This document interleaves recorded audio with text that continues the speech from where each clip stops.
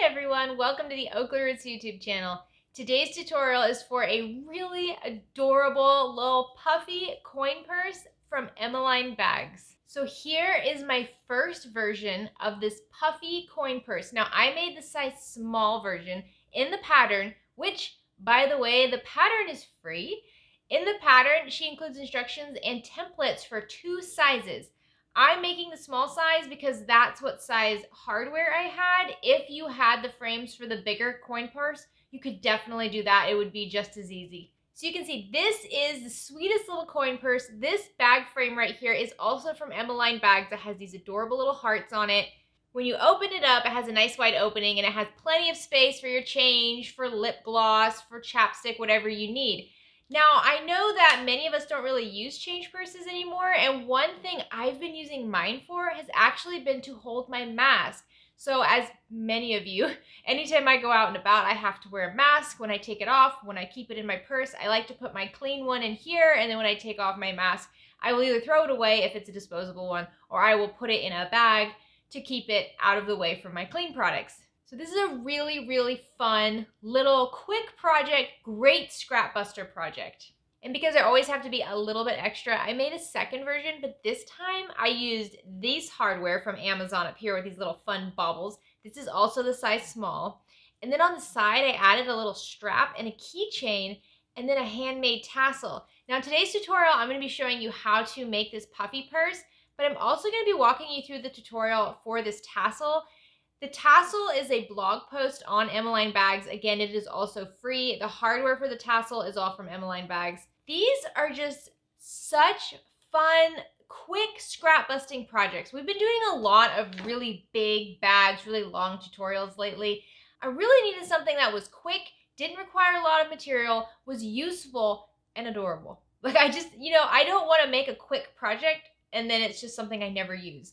These adorable little pouches are fantastic for your bag normally, but also a great gift for kids and teachers going back to school. It's a great way to hold their smaller items so they don't get lost in the bottom of the backpack or the bottom of the purse.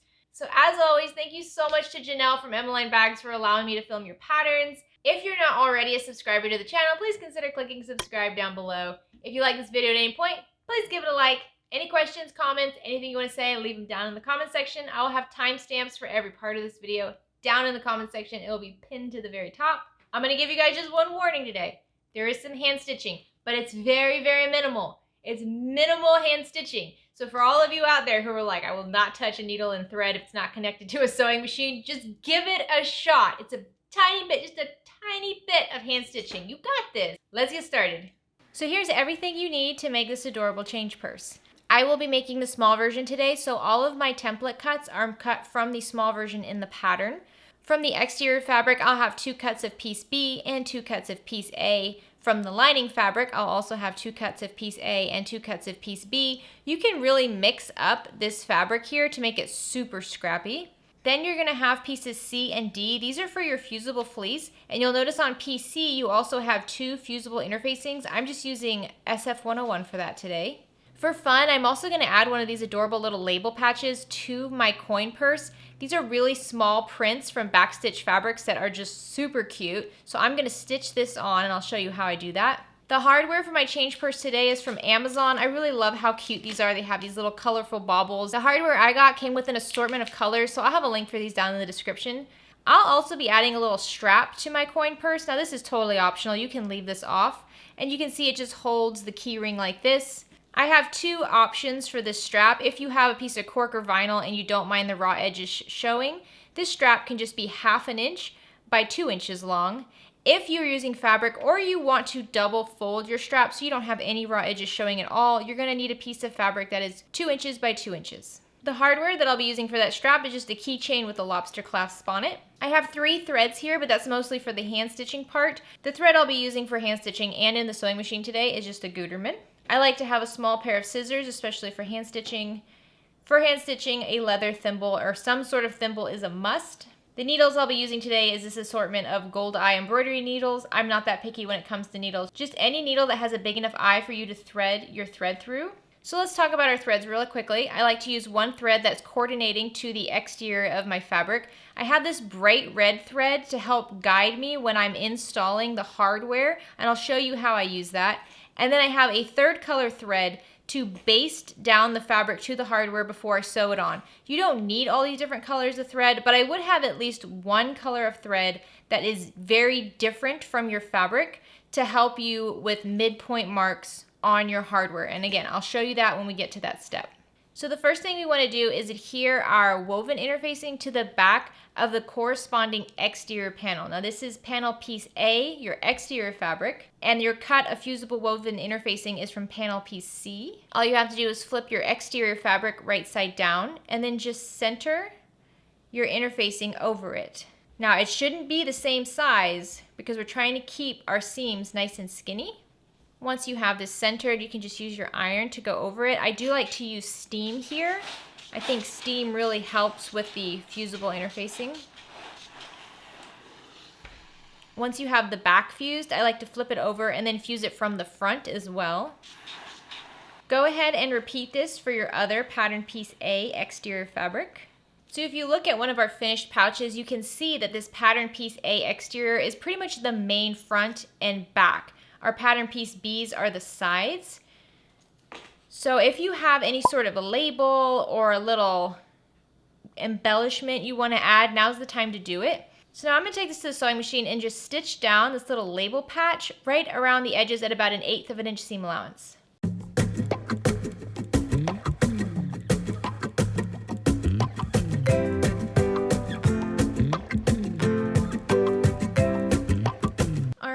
This little label patch is adorable. I think this is a really fun way to send a little inspirational message with whoever you're gifting this to, or maybe even just to yourself. All right, now let's attach our fusible interfacing. Now lay your exterior A panel right side down, and we're just gonna line up the fusible interfacing right on top of that woven interfacing, just like that. I find this easier to fuse from the right side of the fabric with a lot of steam and just moving my iron around quite a bit. Sometimes the fusible fleece can contract and cause your fabric to kind of wrinkle. I find using steam and keeping the iron moving helps a lot with that. Let's go ahead and do the same on this one. Now on this one, since I already did that label patch, I don't really want to run my iron over this. So I'm just gonna grab a scrap piece of fabric and lay that over and then fuse and steam this way. Another option would have been to just attach the label patch after we put on the fusible fleece, which is probably what I should have done. Something don't smell right. So you can see I fused it from the back as well, but I used a pressing cloth, which I think helps. I would definitely suggest attaching these label patches after you attach your fusible fleece. I don't think pressing them would be a good idea. All right, once you have your exterior piece A's ready to go, let's work on the exterior piece B's. So from your B pattern piece, grab your 2 exterior cuts, and then grab your 2 piece D's, which are your fusible fleece. And just like we did on the other pieces, we're going to center our fusible fleece with the glue side down on the back of our piece B's, just centered like that. And then I will flip it over, and I'm going to press with steam from the right side of my fabric and keep the iron moving. You can kind of see if I keep the iron in one spot for too long, it starts warping my fabric. So just be careful with that. I'm going to do the same thing on the back of my other piece B. So if you're going to add a little strap connector on the side to hold a D-ring or a keychain, whatever you want, now's the time to get that prepped. Like I said, if you're not that picky with your cork or vinyl, a 1/2 inch by 2 inch strip will work great here. If you're using fabric, or you just don't want any raw edges, we're going to prep that piece. So grab a ruler and a fabric marking tool and measure 1 inch from one of the edges and draw a line. We're just drawing a midpoint line right now. Fold the parallel raw edges up to meet that marked line. And you can just clip along these edges or press them if you're using fabric. Do the same on the opposite edge. And then fold the 2 folded edges up to one another and include them in the clips so that you have a 1/2 inch by 2 inch strap tab. Now we're just going to take this to the sewing machine and top stitch along the 2 long folded edges at 1/8 of an inch seam allowance. There we go. Now you can use either one of these as your strap tabs. If you're using the folded one and you use cork or vinyl, this is going to be pretty thick and a little beefy, so just be careful of that when you're going to your sewing machine. I don't mind the raw edges on my cork, so I will be using this thinner piece right here on the right. So once you have your fusible fleece attached, we now want to mark some spots on the back of our exterior fabrics. So first I'm going to grab pattern piece B and I'm going to lay it down on the back of my exterior pattern piece B. And you'll see that there are 3 dots placed on the pattern piece. You're going to want to use a stiletto or a seam ripper to just poke a hole in those dots. And then use any sort of fabric marking tool to mark inside those dots. We just want to transfer these to our fabric. There we go. Go ahead and do this on your other pattern piece B exterior piece. And then grab your pattern piece A and do the same thing on the exterior pattern piece A pieces. Now, take one of your pattern piece A's and one of your pattern piece B's and lay them right sides together. I'm going to use pins and clips to help me here. I'm going to take one pin and I'm going to insert it into the top right dot on the back of my pattern piece B for the exterior fabric. And then I'm going to insert it on the top left dot of my pattern piece A so that both of my pattern pieces are right sides together. So you should see it should line up along this curve just like that. If you opened it, it would be like this. There we go. I'm going to grab another pin and do the same thing on this bottom mark on both of my pattern piece A and B's. There we go. Now I'm just going to gently pull on my fabric and add clips along this curved edge. And this curve shouldn't give you too much of a fight. If you cut it out using the pattern pieces, it should fit together pretty nicely. And we're just going all the way up until we meet that other pin. If you need to remove the pin and adjust with your fingers, that's fine. So now before we pin this next A and B unit, if you have a preference on where your strap tab is going to go, if you're using one, now's the time to add it. I actually like it on the right of the front panel, and since I have this labeled, this is my front panel. And I'm going to add this about 1.5 inches down from my dot, just like that. And make sure you're clipping it to the right side. So this should end up in between the right sides of your fabric. So let's just go baste this down real quick at the sewing machine at 1/8 of an inch seam allowance. All right, once you have that basted on, let's go ahead and attach these panels the same way we did with the other AB panels. So I'm just going to grab a pin and poke it through that top right dot. Push it through the front side of my panel A so that it reaches the coordinating dot. I'm going to do the same thing with the bottom. And then I'm just going to line up the bottom first and use clips to work my way up along this curved edge. Make sure that strap stays in between the 2 right sides of your A and B exterior fabrics. I find I have to move that last pin up top because it does shift a little bit. Don't worry if you have to do that. The top all gets hidden underneath the hardware, so it's okay if it's a little off. Okay, so now we're going to take these to the sewing machine and we're going to sew from the top dot all the way along the clipped edge to the bottom dot at a scant 1/4 inch seam allowance. That means that it's just under a 1/4 inch seam allowance. Do this on both of your units.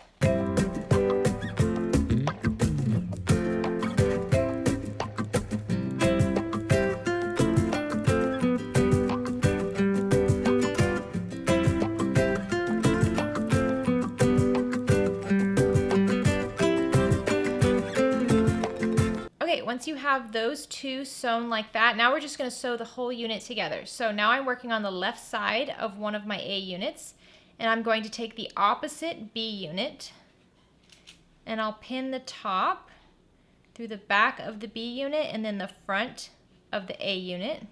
And then I'll pin the bottom through the 2 bottom dots. You should see like all 4 of these panels are starting to intersect with one another. So what you can do is just pull all the panels so that they're right sides together like this. You don't even really need to pin this bottom part. Just fold them so that the seams kind of nest over one another. There we go. And then you can just clip there first, Remember, we're just working on one connection right now. So then go up the side, clipping these curved edges together from the raw edge on panel A to the raw edge on your panel B. And once again, if you need to remove this pin on the top to make it work, that's fine. So you can see I have one edge pinned and I still have this raw edge over here. So I'm just dealing with this pinned edge first, and then I'll do this last edge last. So take this to the sewing machine, and once again, going from one dot down to the bottom dot, sew along this pinned edge at a scant 1/4 inch seam allowance.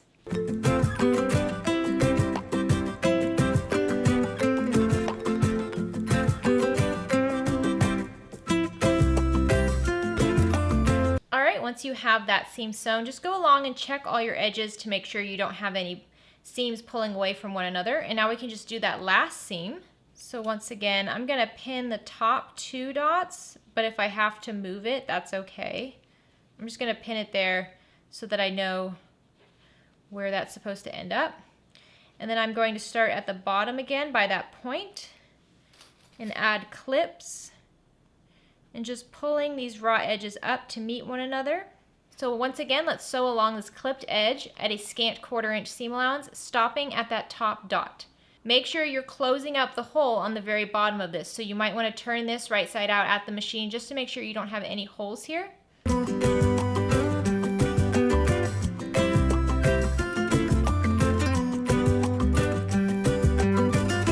So here we go, now it's all stitched together. You can just gently turn this right side out to have a look at how it looks. Now if you like, you can just go back to the sewing machine and top stitch over this keyring strap here. If you were using a D-ring instead of a key ring, you wanted to make sure you added that D-ring before you sewed the strap on. So just in case I misled you and you wanted to use a D-ring instead, you will want to unpick this, attach your D-ring, re-sew it, because you can't attach it later. I'm using a key ring so I can always attach this later. So I'm just gonna go top stitch right over this little short edge at my sewing machine at about 1/8 of an inch seam allowance. I'm only top stitching along the edge of my strap connector. Here we go. Once you have all of your exterior panels sewn together, you can put this to the side. Now we're gonna do the same thing for our lining panels. So once again, grab your template and mark those 3 dots on the back of your A and B lining panels. Once you have those marked, take one A panel and one B panel and lay them right sides together.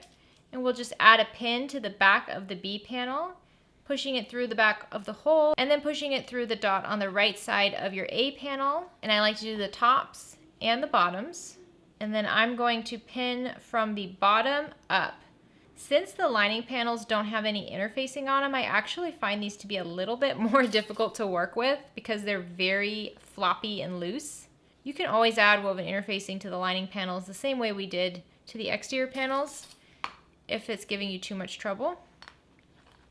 Once again, I'll remove that top pin just so I can really line up the top the way I want it. All right, once you have one of your A and B units pinned together, go ahead and put that to the side.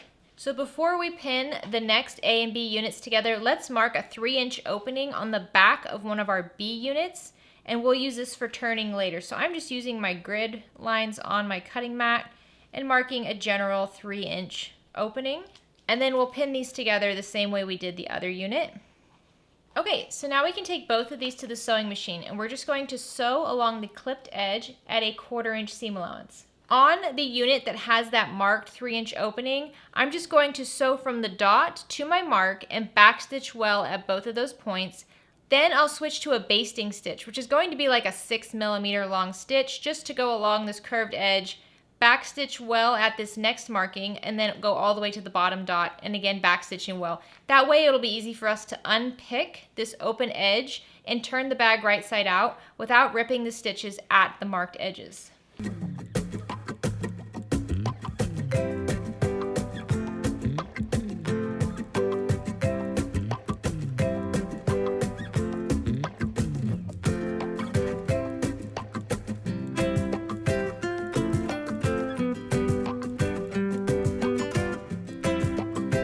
Once you have those units sewn and this part has been basted right here, we're just going to attach them together.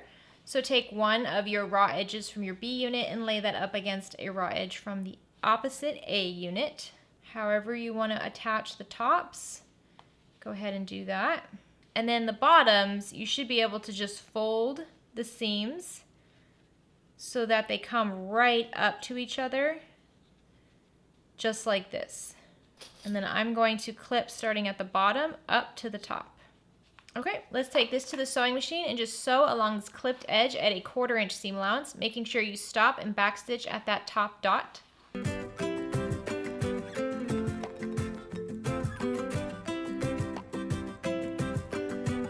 So once you have those 3 edges all sewn together, now we can just finish up that last edge. And I'm not even going to worry about pinning the tops. I'm just going to start clipping at the bottom and follow that curved edge all the way up to the top. All right, now let's go sew along this clipped edge. Again, don't forget to stop at that dot on the top.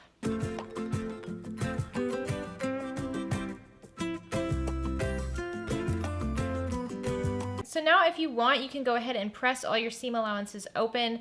I don't, but that's just because I find it difficult to do it. It will give you a cleaner finish if you do press the seam allowances open. But right now what we want to do is turn our 2 units so that they're fabric right sides facing together. It might be easier for you to put your lining into the exterior. So take your exterior and have it facing wrong side out. Take your lining with right side out and insert it into your exterior. And then just make sure you're lining up the A units with the A units. I like to just focus on the seams first and then clip those together. So I'm clipping all 4 seams first. And then once I have the seams clipped, then I'll go along and just clip in between. So first you can do the top rounded edge of your A units. And then this pointy part of the B unit is probably the trickiest part to keep in place. But just do your best to line up those raw edges and then clip together. Okay, so now you can sew this together by hand. I will be doing this at the sewing machine. It is a little tricky to get around these corners right here. My advice to you is just to go nice and slow and just keep turning your unit as you need to. So for me, that means I have to lift up my presser foot a lot, turn it a little bit, sew a couple stitches, turn it a little bit. But you can do this at the sewing machine, and I am making the small size, so this might be easier to do on the larger bag. We're going to sew along this clipped edge at a 1/4 inch seam allowance.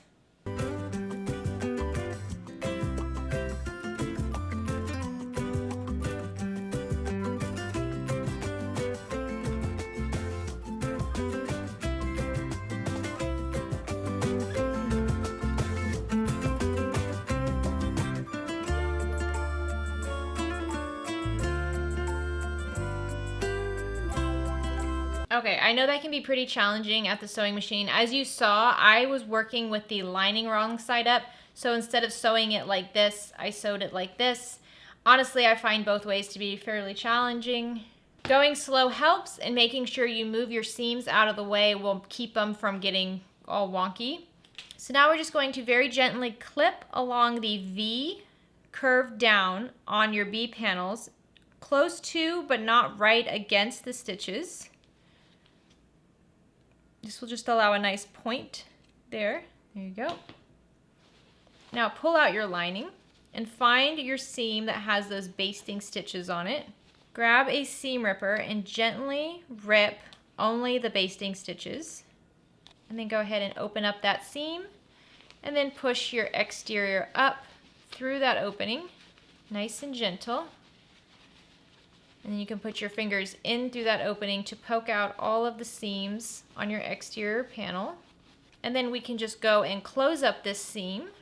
Since this is a curved edge, it's going to be a little bit tricky for you to get this exactly like the other seams. I honestly don't worry about it since it's just the lining. So just fold down about 1/4 inch in so that your raw edges are in the inside of the bag.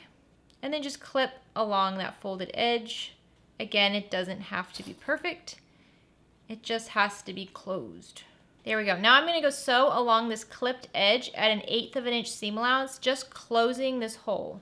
Okay, once you have that sewn closed, go ahead and tuck your lining into the pouch.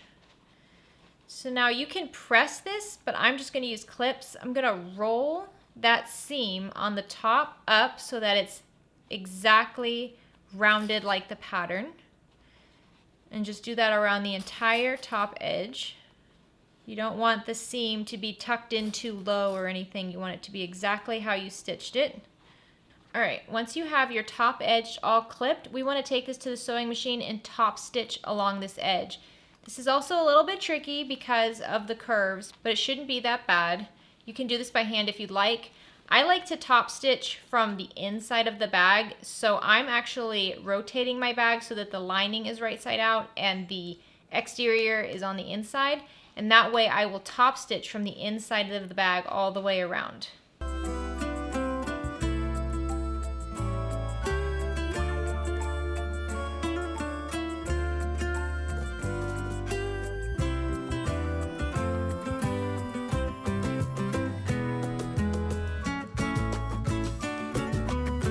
Alright, once you have it all top stitched, you can turn this right side out.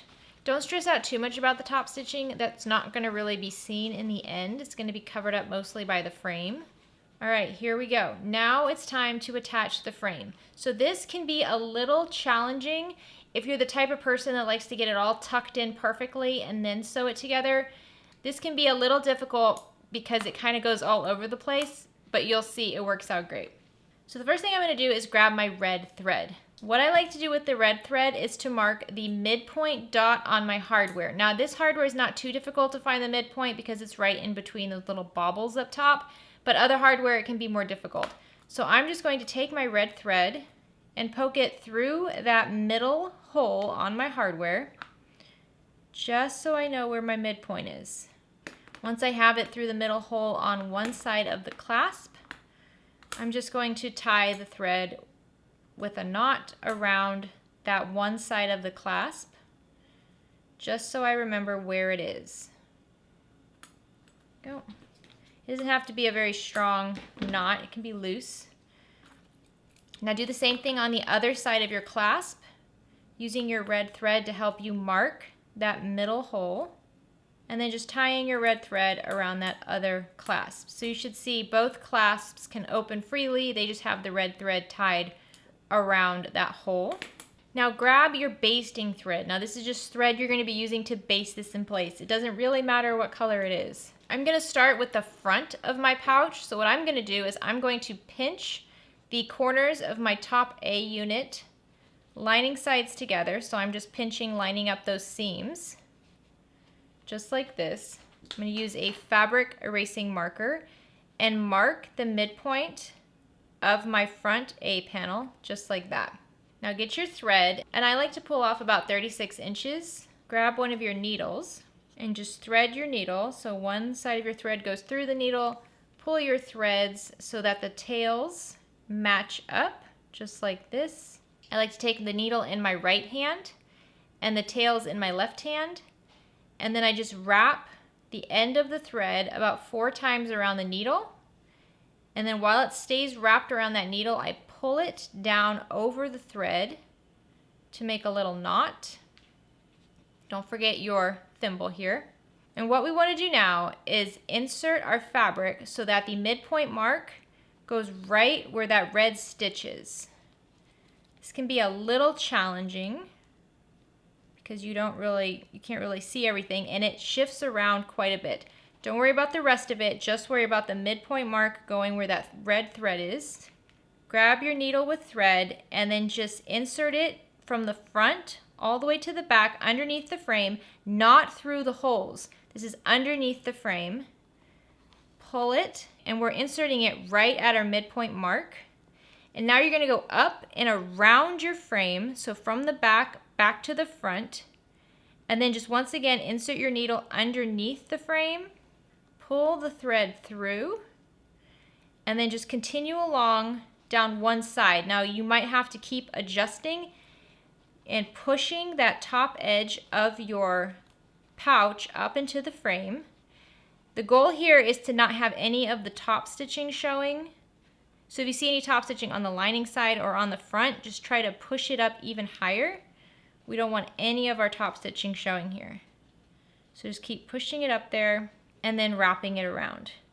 Now we're gonna sew this a second time, so you'll have another opportunity to make sure that all the top stitching is hidden. So don't stress too much if a little bit is peeking through. So you can see I'm just going all the way down to one side. Nice big stitches here. I'm skipping every 3 or 4 dots. This is just a basting stitch to hold the frame in place. And I find the most challenging part is keeping that lining tucked in nice and tight. It likes to worm its way out.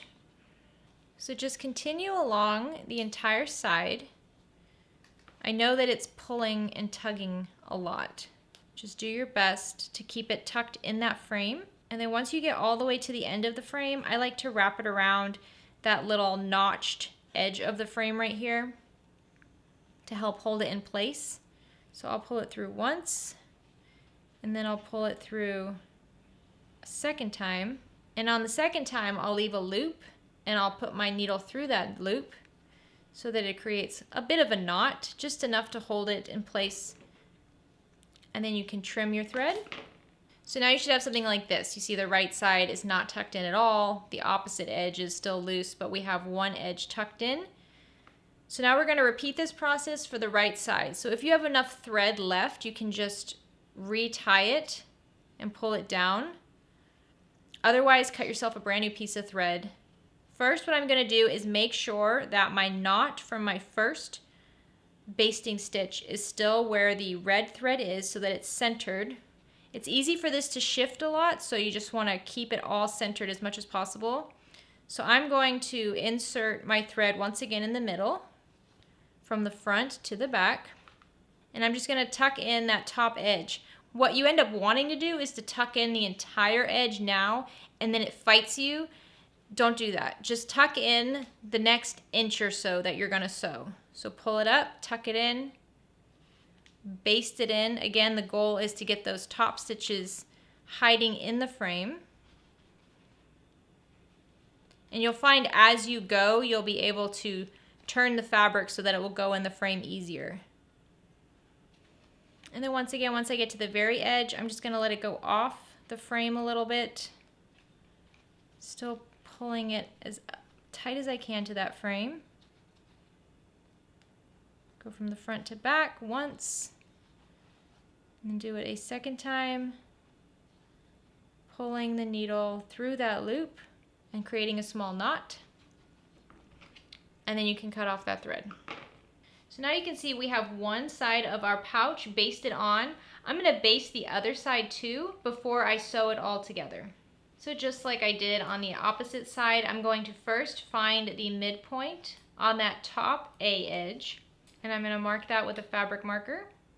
Okay, so once again, first I'm going to insert my fabric so that the midpoint mark is right where that red thread is, and just tuck it in. Now this might be a little bit challenging since you already have the fabric in the frame on the other side. Just do your best.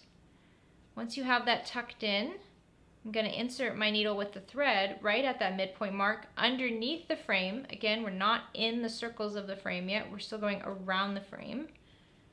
Make sure you're pushing that edge up so that the top stitching isn't showing. And then I'm just going to go down the left side of this unit, again just going around the frame. You might find your thread keeps getting stuck on this bobble over here.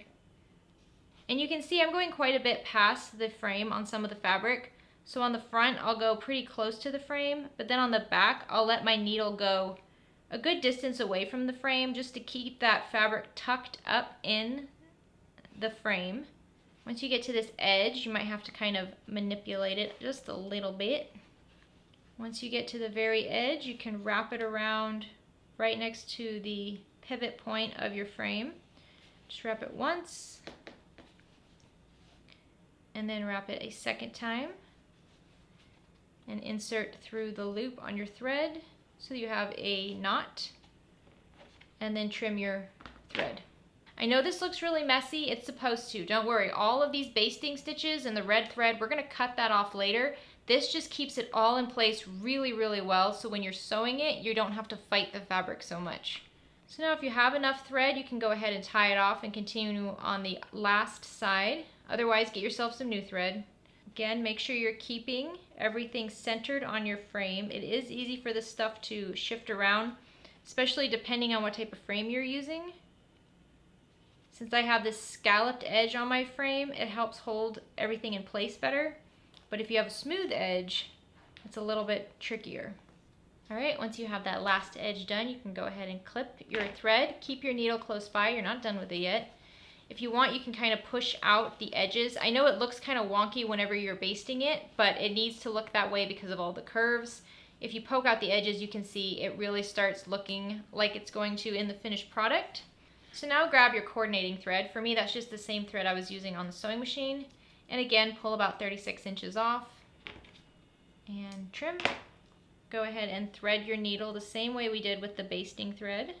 Okay, this time we want to be a little bit more cautious with our thread because these are stitches that are going to hold everything in place. I don't know if you can see, but in here I still see some of my top stitches. You see those little lines along that green fabric? That's some of my top stitches. So as I go along here sewing, I'm going to be paying extra attention at pushing this lining up and threading my stitches underneath those top stitching marks to try to keep it in the frame.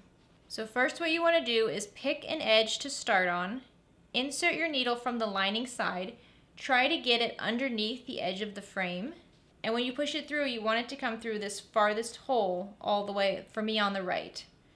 So pull your needle out just like that. Your knot should be tucked in underneath the frame pretty well. So now what we're going to do is take our needle, your thread is coming out of one hole, we're going to take our needle and insert it into the next hole. Insert it right through the front of your bag into that hole, and then push the needle to the lining side underneath the frame. Now, like I said, I have some top stitching marks showing here, so when I push my needle through, I'm going to make sure my needle is going underneath those top stitching marks. Gently pull your thread through. Now you're going to put your needle back where it came out in the lining, again underneath your top stitching if you need to, and push it through that same hole. So for us, it's that second hole. You're going to push it through that exact same hole and pull it right back out. And we're just going to continue this. Now we're going to go to the third hole, pushing it in through the exterior side. When I'm pushing it into the lining, I'm kind of pushing the fabric up with my needle to make sure my needle comes in underneath my top stitching.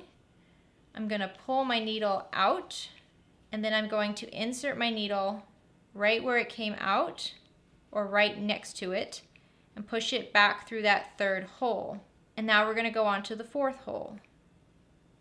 So the only place you should really see your thread is on the front of your bag, between each of the holes of your frame. If you use a long piece of thread like I did, sometimes stuff can get a little tangled. Just be gentle and try to keep your thread nice and straight, and don't pull on anything too hard. And the one thing you want to be careful about as you're hand stitching here is to make sure that that top edge of your fabric doesn't start sliding down and actually come out of the frame. So your basting stitches around your frame should prevent that from happening. But when you're pushing and pulling on the fabric quite a bit right now with your thread, it is possible to push it down a little low. So do your best to keep it where it needs to be. And yes, you can see you are sewing over your basting stitches. Don't worry about that. We're going to cut those out when we're all done. So I know it can be kind of hard to see since there's so many threads here, but once we get to the end, you can see I inserted the thread into the very last dot. What I'm going to do is I'm going to insert the thread back through that dot from the lining side and pull nice and tight, and then I'm going to insert it once again back into the lining side,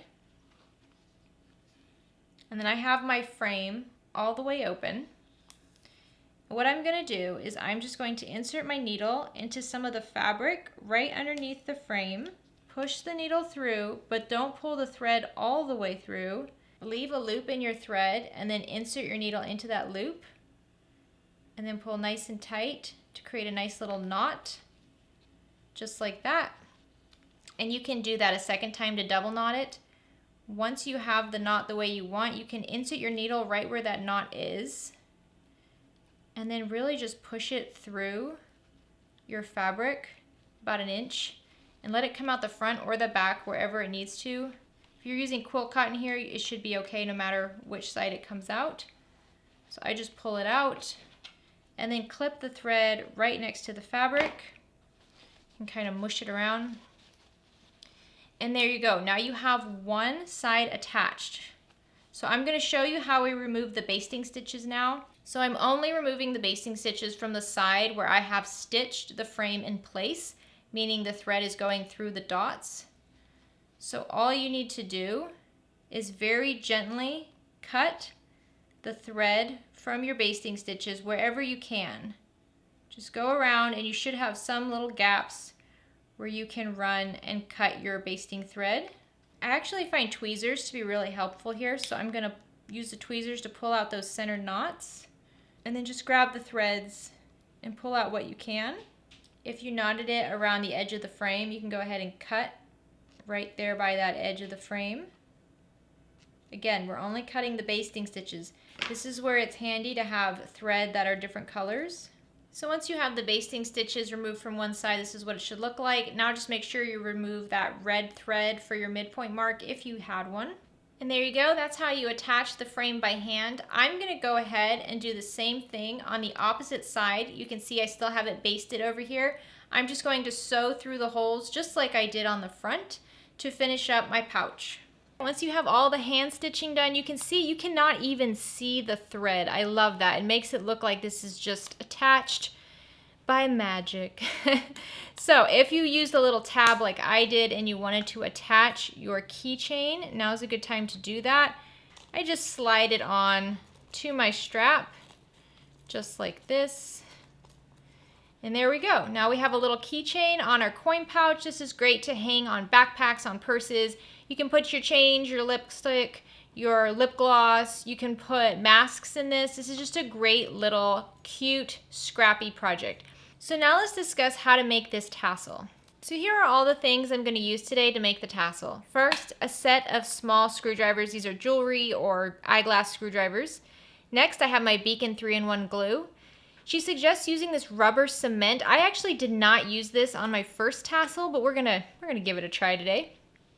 Next, you're gonna need a tassel hardware. Now this is from Emmaline Bags. She has a lot of different colors available. It's absolutely beautiful. It comes with a lobster clasp. Then a piece of vinyl or cork that is 3.5 inches by 3 inches. And then if you'd like to wrap a piece of vinyl or cork around the top of the hardware, you're going to need a scrap of vinyl or cork that is 3/8 of an inch by 2 1/8 inch. Now I want to remind you that Janelle has a blog post for this. I will have a link for it down in the description of this video. So if you just want to read through it and see all the pictures, that will be provided down in the description of this video. So today I'm using cork, so I'm going to grab my cork and lay it right side down.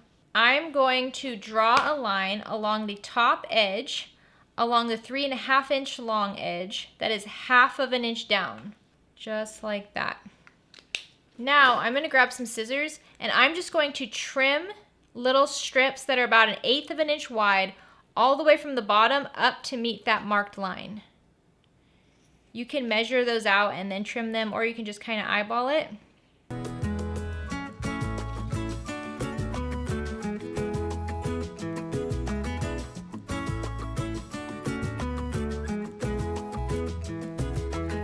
Alright, once you have that all trimmed, it should look just like this, kind of like a little skirt. Before we do any glue, go ahead and roll this up so that the right side is showing. Make it a nice tight roll. And we're focusing on rolling that top edge that doesn't have any of the scraps. And make sure you can fit that into your hardware. It should be a snug fit, but it shouldn't be impossible to get in there. If it's too hard to get in there, like you can't get it in at all, you can cut off a couple of these strips, but it should be pretty snug. So mine is. So now you can open it up. I'm going to use my Beacon 3-in-1 glue here. And then just run a nice thin line along this top edge, that 1/2 inch mark that you left. just like that. And then just roll up your tassel nice and tight. So once you have that rolled, you can grab a clip and just hold it in place like that for a moment.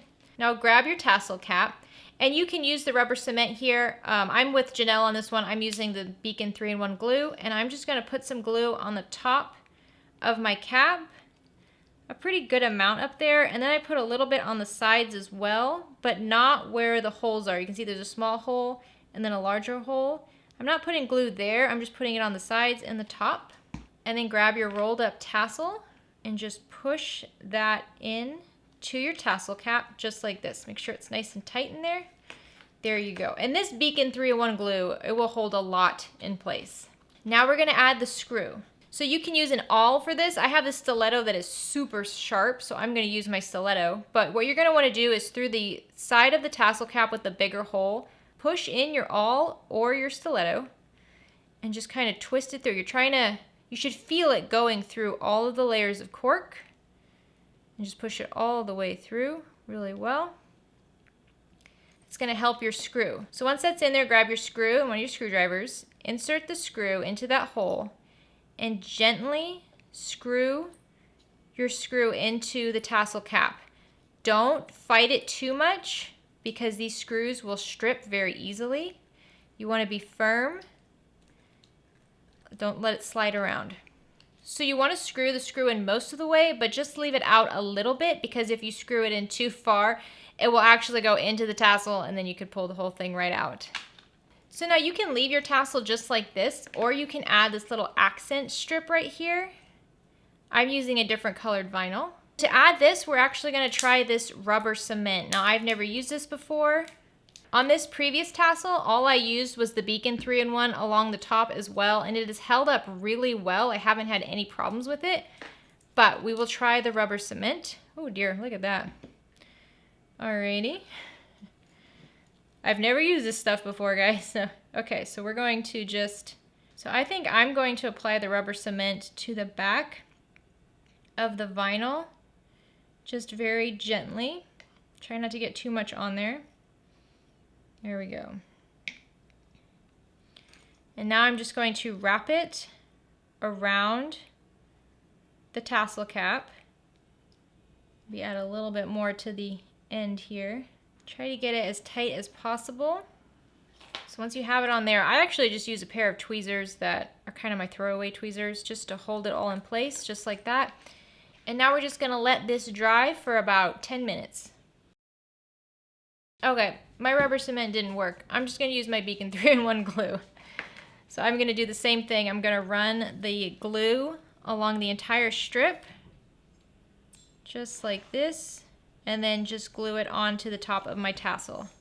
And the most important part here is getting these ends of your fabric glued together. And then once again, I'll use my tweezers to help hold it all together and let it dry. All right, what do we think? Here is the finished little puffy pouch. Look how adorable that is. I am loving this label here. Amber from Backstage Fabrics gifted me these adorable little labels to use in some of my bags, and I absolutely love it. It's such a fun little accent. You can put on backpacks, on jean jackets, anything really. It sends a really beautiful message to help encourage anybody who might need that extra little bit of encouragement. I just love it. So here is our super cute puffy pouch with the little keychain on there. I think that is just so cute. Okay, here's our tassel. And you can see I used a white vinyl around the top, and then I used this fun rainbow cork on the bottom. This cork was gifted to me from Sarah at So Sweetness. Honestly, I've been buying my cork from So Sweetness for the past 2-3 years. The only cork I've ever purchased has been from So Sweetness. So I can highly recommend Sarah's cork. It's absolutely beautiful. And then I just used this white scrap piece of vinyl on top. All right, so now I'm just gonna add it onto my little puff pouch. Oh my gosh. Oh my gosh. Look at that. That is adorable. You just take this, clip it onto a backpack, clip it onto a purse, clip it onto your belt loop. That would be cute. Oh, I just love, love, love this cute little scrap busting pouch. So as you saw in the tutorial, I stuck with my Beacon 3-in-1 glue. That seemed to work really well at holding everything in place. I tried this rubber cement by Elmer's. Maybe I'm just not using it right, but it did not stick at all. This stuff, if you don't have any of this, you need to get some in your sewing room. I use this all the time and it is super sticky. So thank you so much for joining me today. I hope that this inspires you to go out and make your own little puffy coin pouch. These things are so cute. I know so many people, especially many people who are going back to school coming up, who would love one of these. I hope you're having a great day and I hope you have a great rest of the week. Get out there and make something. Bye.